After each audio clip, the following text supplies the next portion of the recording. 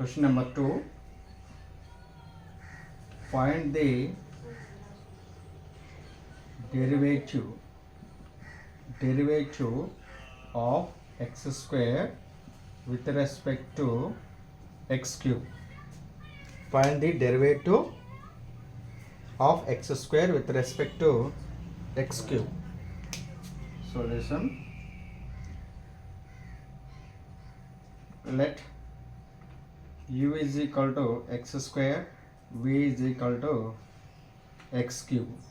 U respect to derivative u with respect to v. So therefore, to find du by dv. So therefore, u is equal to x square, du by dx is equal to, which is equal to du by dx by dv by dx.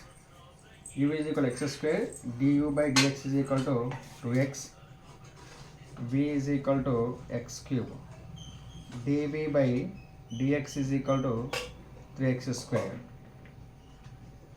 From 1